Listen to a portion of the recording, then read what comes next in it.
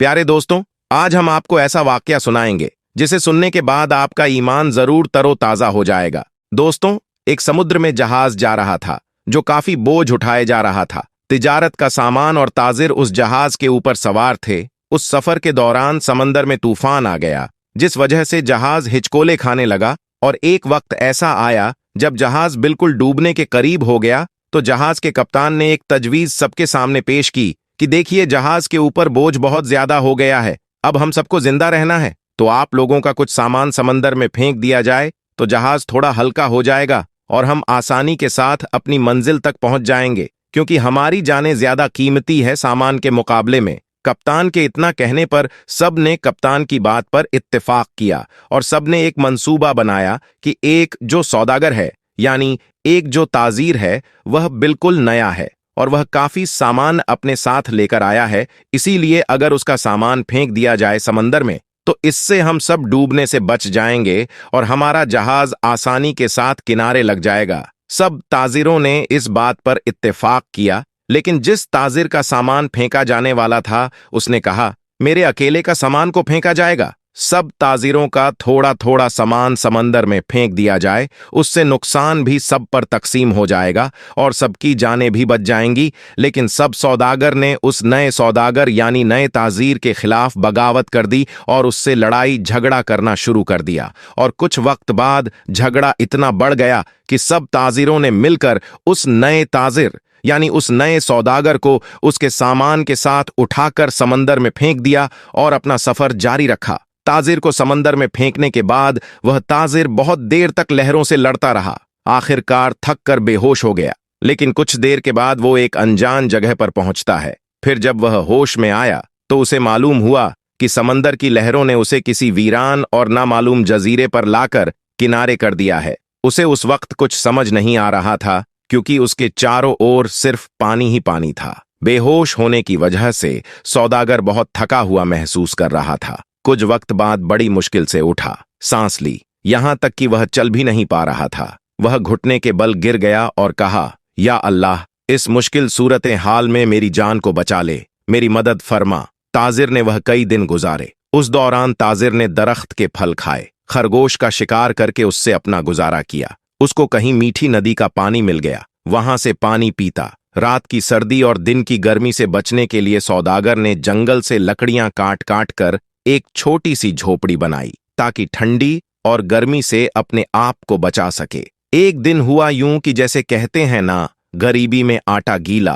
अब एक दिन वह ताजिर आग जलाकर अपने लिए खाना बना रहा था। अब वो खाना चूल्हे पर बनाता था, जिस वजह से उसकी झोपड़ी में आग लग गई और झोपड़ी लकड़ी की थी और जलने लगी। सौदागर ने झोपड़ी बचाने की बहुत कोशिश की, लेकिन थोड़ी ही देर में पूरी झोपड़ी जलकर खाक हो गई। अब सौदागर बिल्कुल जमीन पर बैठ गया और आसमान की तरफ देखकर कहने लगा, या अल्लाह, क्यों मेरे साथ ही क्यों? सारी मुसीबतें, सारी आजमाइश मेरे साथ ही क्यों? हम लोग भी अक्सर शिकायतें करते हैं कि मेरे साथ ही ऐसा क्यों है, यह आजमाइश मेरे साथ ही क्यों है, यह मुसीबत मुझ पर ही क्यों? ऐसे ही उस ताजिर ने भी कहा, या अल्लाह, एक तो मुझे गलत तरीके से समंदर में फेंक दिया गया, अब यह छोटी सी झोपड़ी मैंने बनाई थी, या अल्लाह, तूने इसको भी जलाकर राख कर दिया। या अल्लाह, मेरे पास अब कुछ भी नहीं बचा है, मैं इस जगह पर अजनबी हूं, तन्हा हूं। या अल्लाह, यह आफतें मुझ पर क्यों आ रही है? ऐसी बहुत सारी शिकायतें उस सौदागर ने अल्लाह की बारगाह में की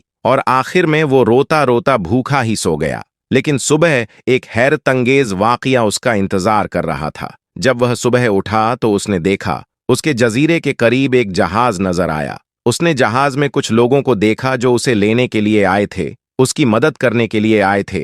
उन्हें देखकर वह बड़ा हैरान हुआ, लेकिन इससे ज्यादा तो वह खुश था, क्योंकि उसके लिए तो जिंदगी आ गई थी, उसकी जान जैसे बच गई थी। वह जहाज को देखते ही जल्दी से उस जहाज पर सवार हुआ। खुशी की शिद्दत से उस सौदागर को यकीन नहीं आ रहा था कि वह चल रहा था और जहाज वाले उसे बचाने के लिए आए थे। इस अनजान जगह पर कोई यकीन नहीं कर पा रहा था कि आखिर मेरे पास यह लोग कैसे आ गए, उनको मेरे यहां होने का पता कैसे चला, उन्हें किसने यह बातें बता दी। फिर सौदागर ने सोचा कि मैं इन जहाज वालों से ही पूछ लेता हूं। सौदागर ने उन जहाज वालों से पूछा, भाइयों, एक बात मुझे बताओ, तुम्हें कैसे पता चला? तुमने मुझे कैसे ढूंढा? आखिर मेरा ठिकाना तुम्हें कैसे मिल गया? यह तो बिल्कुल अनजान और अजनबी जगह है। उस सौदागर के इन तमाम सवालों को सुनकर जहाज वालों ने जवाब दिया, जब हम यहां से गुजर रहे थे, हमने यहां पर धुआं उठता हुआ देखा था, तो हमें ऐसा लगा कि कोई शख्स हमें अपनी मदद के लिए पुकार रहा है, क्योंकि समंदर में जब कोई मुसीबत में फंसता है तो इसी तरह से इशारे देता है, और हमें ऐसा लगा कि किसी ने यहां पर आग जलाई है और धुएं के जरिए वह हमें मदद के लिए पुकार रहा है। हम तुमको देखने के लिए यहां पर आए। ये सुनकर ताजिर की आंखों में आंसू आ गए। ताजिर बड़ा खुश हुआ, अल्लाह का शुक्र अदा करने लगा। और फिर उन लोगों ने पूछा, तुम्हारे साथ क्या क्या हुआ?